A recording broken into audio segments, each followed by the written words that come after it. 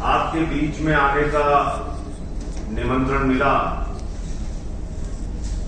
तो बिल्कुल ठीक कहा भुवन चौबे जी ने और प्रमोद जी ने कि मुझे ऐसा लगा कि मुझे अपने परिवार के सदस्यों के बीच में जाना है और उनसे बात करना है।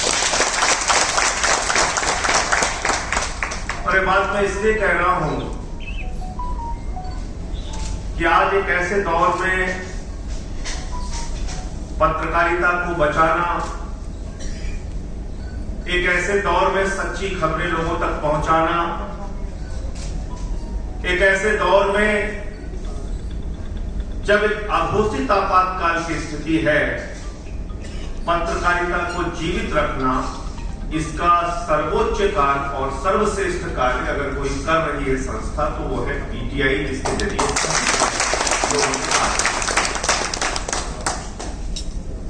लोग अगर किसी खबर की सत्यता को चेक करना चाहते हैं तो सबसे पहले देखते हैं कि साहब पीटीआई ने क्या लिखा है, पीटीआई का वर्जन क्या है इस खबर के मायने। तो ये अपने आप में बहुत बड़ी बात है कि ऐसे समय में जब लोकतंत्र के चौथे स्तंभ पे प्रहार पे प्रहार, प्रहार पे प्रहार, प्रहार पे प्रहार हो रहा है, आपने अपनी संस्था को जीवित रखा है और अपनी उस प्रतिष्ठा को जीवित रखा है। इसके लिए आप सभी लोग हृदय से बधाई के पात्र हैं और मेरी तरफ से आपको बहुत बहुत शुभकामनाएं। जीवन में जिस लायक हो, जब कभी भी आप याद करेंगे। मुझे तो बड़ी हैरानी हुई थी जब MS यादव साहब मुझसे मिले थे, भुवन चौबे जी मिले थे, हमारी बहन जी भी आई थी साथ में। तो जब इन्होंने कहा कि हमारी यूनियन की मान्यता रद्द की जा रही है, तो मुझे लगा कि एक ऐसी प्रतिष्ठित संस्था जिसको और मजबूती मिलनी चाहिए सरकार की ओर से, उसकी मान्यता को रद्द करने का क्या प्रश्न है और क्यों ये कोशिश हो रही है। और फिर लगातार लग के उसमें कई बार उलट फेर करने की कोशिश की गई। इसके विस्तार में मैं नहीं जाना चाहूंगा, लेकिन फिर मैंने उसको अपना दायित्व, अपनी जिम्मेदारी समझते हुए और फिर उस काम को संपन्न करा के यादव जी को दिया, जिसका जिक्र अभी वो कर रहे थे। ऐसे कभी भी दौर, कभी भी किसी भी तरह से कोई जिस भी लायक हूं, जैसी भी जरूरत आप समझिएगा, मैं आपके साथ हाजिर हूं। मैं एक तरफ जहां ये देखता हूं कि किस तरह से पत्रकारिता को धीरे धीरे करके चंद पूंजीपतियों के कब्जे में कर लिया गया है, वहीं दूसरी तरफ ये भी चिंता रहती है कि इस मकर जाल से पत्रकारिता बाहर कैसे आए। और जब मैं ये सोचता हूं तो मैं समझता हूं कि इसमें जन भागीदारी बहुत आवश्यक है। अगर सिर्फ मीडिया हाउसेस के भरोसे पत्रकारिता चलाई जाएगी, बड़े बड़े इलेक्ट्रॉनिक मीडिया या प्रिंट मीडिया और उसमें बैठे हुए कुछ पूंजीपतियों के माध्यम से अगर पत्रकारिता चलाने की कोशिश की जाएगी, तो कभी भी इस संस्थान को आप बचा नहीं सकते। निश्चित रूप से उसमें कहीं ना कहीं उनके अपने निजी स्वार्थ इन्वॉल्व होंगे और उसके कारण से जो काम आप करना चाहते हैं, जो एक पत्रकारिता का धर्म है, वो धर्म निभाना बहुत मुश्किल है। और इसीलिए आज मैं नाम लेना चाहूंगा हिंदुस्तान के चंद उन पत्रकारों का जो इस पत्रकारिता से, दबाव की पत्रकारिता से आगे जाकर उन्होंने अपना YouTube चैनल चलाया है और सफलतापूर्वक वो अपने चैनल को चला रहे हैं। उसमें उनकी खबरों को लाखों लोग देखते हैं, वो चाहे कुंज प्रसन्न वाजपेयी जी हो, वो चाहे आशुतोष जी हो, वो चाहे अभिषाद जी हो, अजीत अंजुम जी हो, ऐसे बहुत सारे नाम हैं, साक्षी जोशी हो, जो बड़े बड़े चैनलों में काम करते थे, अच्छी तनख्वाहें मिलती थी उनको, लेकिन क्योंकि वो सच के साथ खड़े होते थे, क्योंकि वो सच लोगों को दिखाना चाहते थे, इसलिए इतनी बाधाएं उनके रास्ते में आई, इतनी मुसीबतें उनके रास्ते में आई। और आज भी जो पत्रकार जो पूरी दुनिया में नाम कमा रहे हैं, मैग्सेसे अवार्ड से सम्मानित किया जाता है रवीश कुमार को, लेकिन तंगदिली देखिए कि उनको बधाई का एक संदेश नहीं दिया जाता सरकार की। ये कौन सी पत्रकारिता है? ये कौन सी सरकार की पत्रकारिता के प्रति सोच और विचार है? ऐसे मुझे नहीं लगता कि इस देश में पत्रकारिता को सम्मान मिल पाएगा या पत्रकारों को सम्मान मिल पाएगा। चंद वो लोग जो वास्तव में आवाज उठाने की कोशिश करते थे, वो अपना YouTube चैनल चला रहे हैं और जन भागीदारी से चला रहे हैं। उनके पास पैसे नहीं है, लोगों से ही अपील करते हैं कि आप हमारा YouTube चैनल चलाने के लिए या हमारी वेबसाइट चलाने के लिए चंदा दीजिए। तो मैं तो इस बात को मानता हूं कि जैसे घर में सब्जी के लिए पैसा होना चाहिए, दूध के लिए पैसा होना चाहिए, बच्चे की पढ़ाई के लिए पैसा होना चाहिए, वैसे ही सच्ची खबर पाने के लिए 20 रुपए का अखबार खरीदने का पैसा भी हर व्यक्ति के पास होना चाहिए अगर आपको सही खबर देखना है। यही 4 रुपए का अखबार मैं जब 30 साल पहले देखता था तब भी यही 3-4 रुपए था, आज भी वही 3-4 रुपए का अखबार। उसमें रंगीन फोटो भी चाहिए, बड़े अच्छे पेज भी चाहिए, खूब रिपोर्टर भी चाहिए, कंप्यूटराइज्ड और बढ़िया ऑफिस भी चाहिए। के तिवारी यहां बैठे हुए पीटीआई से जुड़े हमारे सुल्तानपुर के हिंदुस्तान के जिला संवाददाता होते और मैं अपने कार्यक्रम करने के बाद खुद से प्रेस नोट बनाता था और साइकिल से सभी अखबारों के दफ्तरों को पहुंचाने जाता था। और तब नई नई फैक्स मशीन आई थी, उस फैक्स मशीन से वो खबर भेजते थे। दूसरे दिन अगर अखबार के छोटे से पन्ने में कहीं छोटी सी खबर छप जाती थी तो हम लोग को लगता था अरे भाई दूसरे दिन खबर आ गई। लेकिन तब अखबार की अपनी एक विश्वसनीयता थी, इलेक्ट्रॉनिक मीडिया की अपनी विश्वसनीयता थी। धीरे धीरे करके उसका जो क्षरण होता जा रहा है, उसके पीछे कारण यह है कि अखबार की लागत तो आती है 20 रुपए, अखबार बेचना पड़ता है 4 रुपए में। तो ये 16 रुपए जो अखबार का खर्चा आ रहा है, उसको पूरा करने के लिए आपको पूंजीपतियों के ऊपर, सरकारों के ऊपर निर्भर रहना पड़ता है। जिस दिन जनता की भागीदारी से निर्भरता खत्म होगी, पत्रकारिता इस दबाव से मुक्त हो जाएगी और तब मैं समझता हूं कि सही बातें में आपको बदल होगी। तो मैं इस बात का पक्ष कर रहा हूं कि हर व्यक्ति को 20 रुपए कम से कम अखबार खरीदने के लिए अपने घर में रोज रखना चाहिए। जो आर्थिक दृष्टि से तकलीफ में है वो अब एक अलग विषय है, लेकिन ये कब तक चलेगा?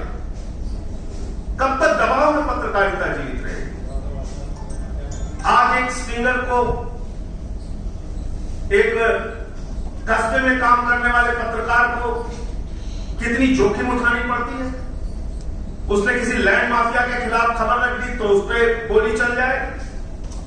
उसने अगर मिड डे मील में नमक रोटी खिलाई जा रही उसकी खबर लिख दी तो उसके ऊपर मुकदमा हो जाएगा।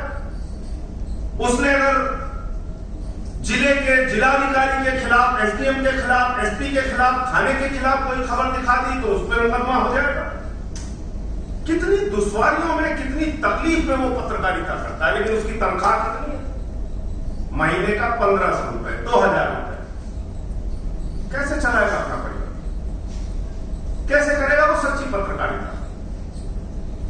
जो लखनऊ में बैठे हैं, दिल्ली में बैठे हैं, उनको तो लाखों की तनख्वाह मिलती है, लेकिन जो गांव में, तहसील में, कस्बे में, छोटे छोटे बाजारों में पत्रकारिता करने वाले बच्चे हैं, उनका जीवन कैसे चलेगा?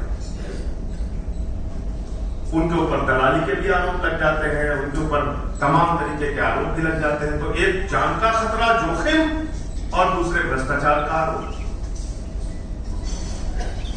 कल मैं प्रयागराज में था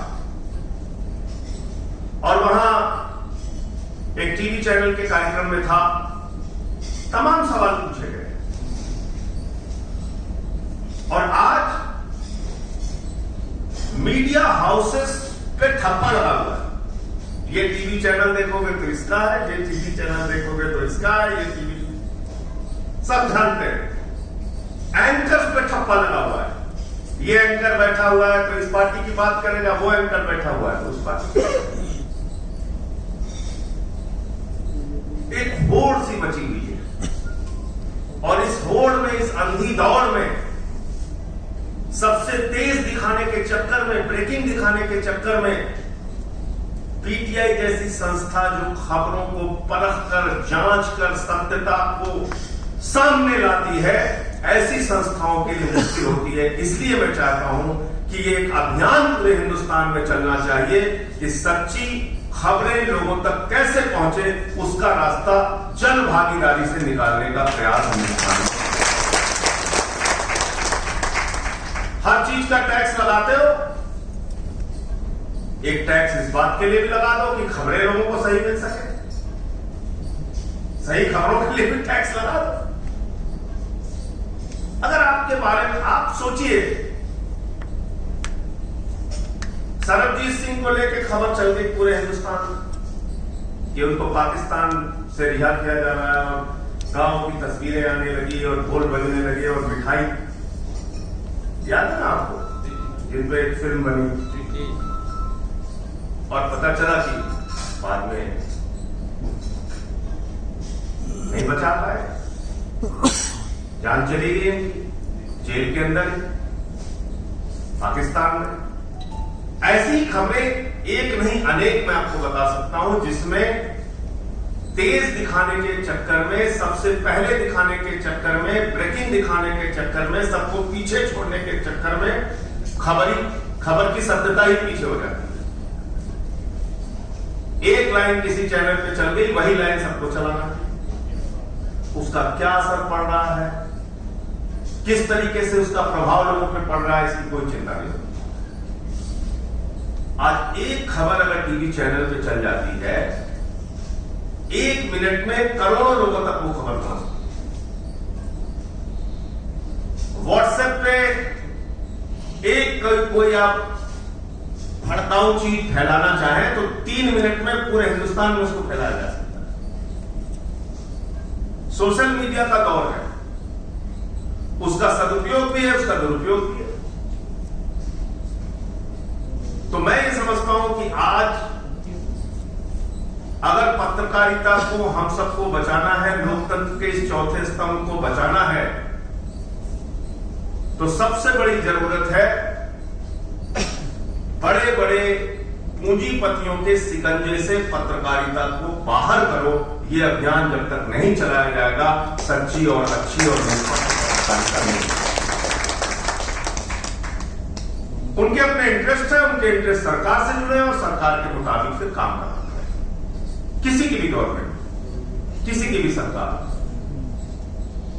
तो इसलिए मैं फिर से एक बात याद दिलाना चाहता हूं कि आपातकाल में जब एक ऐसा दौर था कि एडिटोरियल पेज को काला छाप दिया गया, ब्लैंक छोड़ दिया गया, यह आपकी कलम की ताकत, यह आपके पत्रकारिता की उस जमाने में भी खड़े होने का जज्बा और साहस था। और आज, और आजादी के आंदोलन में,